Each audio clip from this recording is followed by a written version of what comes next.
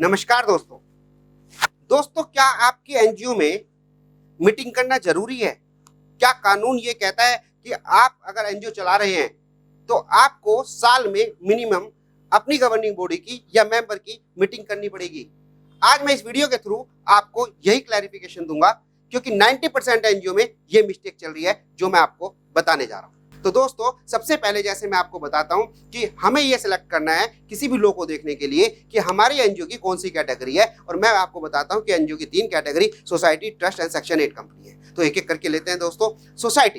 Society के case में दोस्तों 2 तरह की मीटिंग करनी जरूरी होती है। 2 तरह की मीटिंग होती है। पहली होती है गवर्निंग बॉडी की मीटिंग और दूसरी होती है जनरल बॉडी की मीटिंग। क्या अंतर है दोनों में?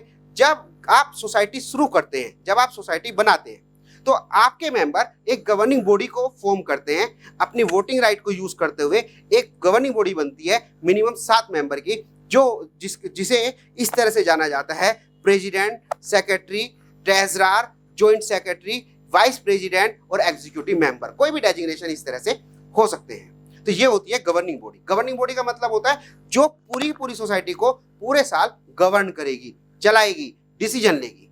और दूसरी होती है member, general body meeting. General body meeting का क्या मतलब हुआ? एक ऐसी मीटिंग जिसमें सारे के सारे मेंबर आएंगे। आपकी गवर्निंग बॉडी के 7 मेंबर हो सकते हैं, लेकिन जनरल बॉडी के आपके हजार लाखों मेंबर हो सकते हैं। तो जो एक्चुअल में जो मेंबर होते हैं वही ओनर होते हैं। गवर्निंग बॉडी तो पूरी संस्था को चलाती है। तो 2 पार्ट हो गए दोस्तों सोसाइटी में, एक जनरल बॉडी और एक गवर्निंग बॉडी। दोस्तों, एज पर लो, अगर आप सोसाइटी चला रहे हैं, चाहे वो स्टेट लेवल हो या ऑल इंडिया लेवल हो, आपको साल में 4 गवर्निंग बॉडी की मीटिंग करना लॉ के हिसाब से कंपलसरी है, और हर महीने में 1 मीटिंग होना कंपलसरी है। और अगर आपकी जनरल बॉडी मीटिंग की बात करें तो साल में 1 बार आपको जनरल बॉडी की मीटिंग ऑर्गेनाइज करना जरूरी होता है।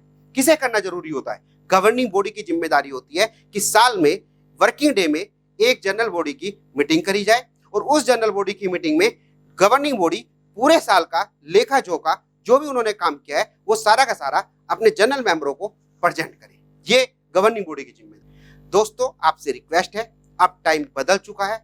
अगर आप ये ऑर्गेनाइजेशन चला रहे हैं, सोसाइटी के रूप में एनजीओ चला रहे हैं, तो इस पे जरूर ध्यान दें कि चारों मीटिंग आपको कंप्लीटेड, लीगल कंप्लायंसेस कंप्लीट हो, चारों मीटिंग आप हेल्ड करें। ये मीटिंग कैसे हेल्ड होती है, कैसे नोटिस दिया जाता है, कोरम क्या होता है, मिनट्स कैसे बनती हैं, वो मैं आपको नेक्स्ट आने वाली वीडियो में बताऊंगा। लेकिन हाँ, आपको ये जरूर पता रहना चाहिए कि एक साल में 4 मीटिंग गवर्निंग बॉडी की और 1 मीटिंग आपकी जनरल बॉडी की होनी चाहिए। ये रिक्वायरमेंट मैंने किसमें बताई? सोसाइटी में। क्वेश्चन क्रिएट होता है कि अगर आप चैरिटेबल ट्रस्ट बना रहे हैं या आप एक चैरिटेबल ट्रस्ट चला रहे हैं, तो क्या आपको ये दोनों तरह की मीटिंग उसमें जरूरत पड़ती है या नहीं पड़ती?